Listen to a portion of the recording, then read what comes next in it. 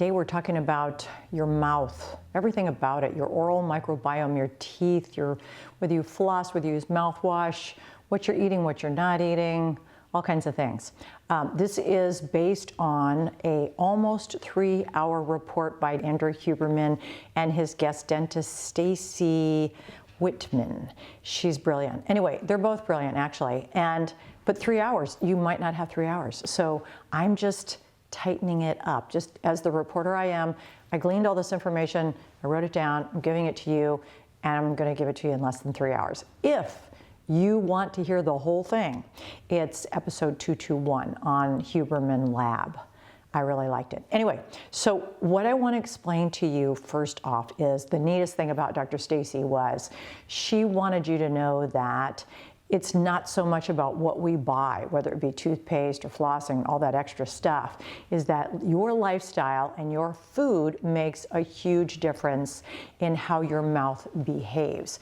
And no surprise, it's much like your heart health or your sugar or your brain health, is that when you eat whole foods, you are better off. Your mouth is much happier with things like healthy proteins, non-starchy carbs, nuts, seeds, and the likes. So I just wanted to get that right out front. So we're not really suggesting you buy stuff.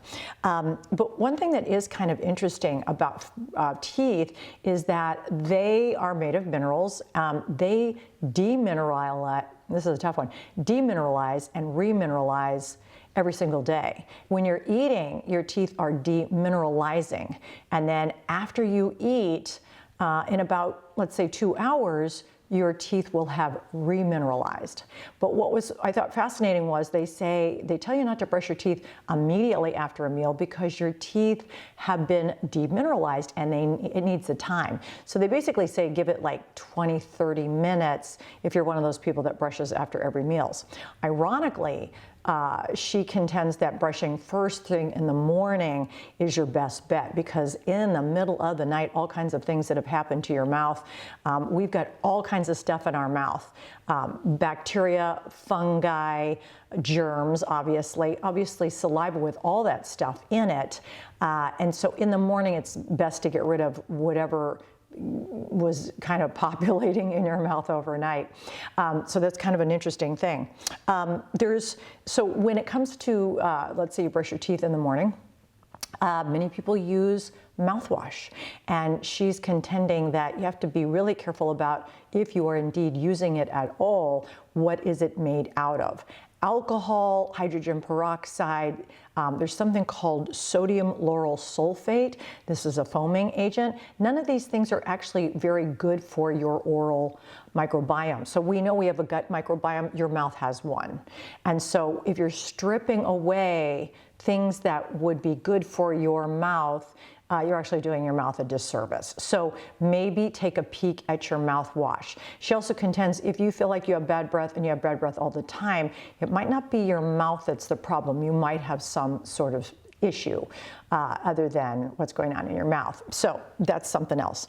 Anyway, mouthwash might be a no. I would say she certainly didn't feel comfortable in saying don't ever, but she just kind of felt like it really does kind of ruin your microbiome. So careful there. Now, toothpaste, same thing. If it's sparkly, if it's spicy, if it's foamy, super minty, this isn't such a great idea for your mouth either. I'm sure that's a marketing thing, and boy, we love thinking we have minty fresh breath, right?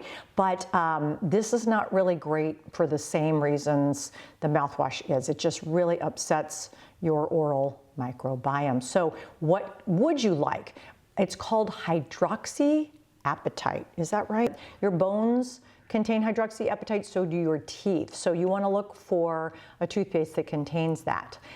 Both of them knew a dentist, and it's called, I think, Gator toothpaste, which, okay, or maybe it's the dentist named Gator, I'm not really sure. But anyway, I did look at mine. I got it at Costco, it was hydroxyapatite. So that's one that you want. And the other thing is that's fascinating, which I had never known, is when you scrub your teeth, when you're done and you spit out the mouth or you spit whatever's left in your mouth, you don't necessarily have to rinse it all out. Let the toothpaste, in a kind way, sit on your teeth to help remineralize your teeth. I thought that was great. Okay, also flossing. Okay, so when dentists say, oh, you should brush your teeth, they also really want you to floss. Most people, most dentists think flossing is a great idea. You are getting rid of things that are in between your teeth, and that's where Dr. Staci is saying that's where we're finding cavities. So when sugar, and that could mean from even a chip or a potato chip or a cracker, carbohydrate, potato, whatever, sits in your mouth, it generally sits in between the molars and kind of forms up this, sugary mess and then eats into your teeth. So that's bad news. So anyway, flossing in between, you kind of make the letter C in the front and in the back, forward C, backward C, to help get rid of stuff. And you don't have to overkill, maybe once a day, maybe after dinner is a great idea. She's also a fan of the water pick. My husband just tried the water pick, great. I can't believe how much you feel your teeth being really clean after a water pick. Not that you have to do both every day, but both are great options after or before brushing. Also, once a week, if you feel like you want to, is something called oil pooling. Now, what Dr. Staci uses is coconut oil, probably an organic. You take a spoonful of oil, that's kind of gross when you first put it in your mouth, but it melts, and you swish. And it's basically pulling away some of the bad bacteria in your body. So swishing, and then don't spit it in the sink, spit it in the trash, because it will solidify and ruin up your pipes, right? So you want to just swish, and then I do brush after that, because if I've got anything left in there, I think. You don't want to do this every day because you can upset your flora in your mouth, but you try it once a week, it's a pretty good idea. So if you're not doing some of these things and you have, let's say, bleeding gums, this is a red flag. As a matter of fact, she said, if you have gum disease, you're twice as likely to have cardiovascular disease. If you have or 3 times as likely to have a stroke. So this is scary stuff. So all it just means is, hey, take care of your mouth, and you can take care of some of the rest of your body. So this is good. Then we want to get to something super important. I have to say I'm a victim of this, but now I'm really working on it, is if you breathe through your mouth, you can have very dry mouth, which can lead to not only bad breath, snoring, cavities, a whole bunch of different things. It dries out your mouth. Your saliva is golden. It's like a magic elixir. You really want to have nice saliva in your mouth. So breathing through your nose, if you're not talking, is one of the best things you can do. You're increasing nitric oxide, which is a lung purifier. It also helps open up your airways, a whole bunch of great things. So if you're not mouth or nose breathing, you might try during the day, practice with a little tape across your mouth, and start with just 5 minutes a day. Just put 5 minutes, put it on your lips, breathe through your nose, see how it works for you, see if you're able to do this. And then you increase. So that way you're not scared when you do it. Well, the first time I did it when I was sleeping, I was like, I hope I don't die doing this. And you don't. If you can't breathe through your nose, you do wake up. However, I would say start while you're awake and alive, and do the 5-minute nose breathing by taping your mouth, and then you can gear up from there. I now breathe through my nose much, much more, and I think that's helped me a lot. So the other thing that's important, if you're a parent, maybe it's hard to tell your kids this, but maybe just a reminder, our mouths are formed obviously by genetics, and then also by whether we're getting air through the proper passages. So the top of your mouth is actually the floor of your nose when you think about that. So if you're breathing in through your nose, you're creating a stronger structure, and it's maybe too late, but we're trying to get a strong, wide jaw and strong, obviously, nose and air capacity through the nose. So breathing through your nose, learning to do that, is one of the best things you can do. So if you have kids that are having a hard time at home, this is a good thing to kind of practice, maybe make games out of it or whatever.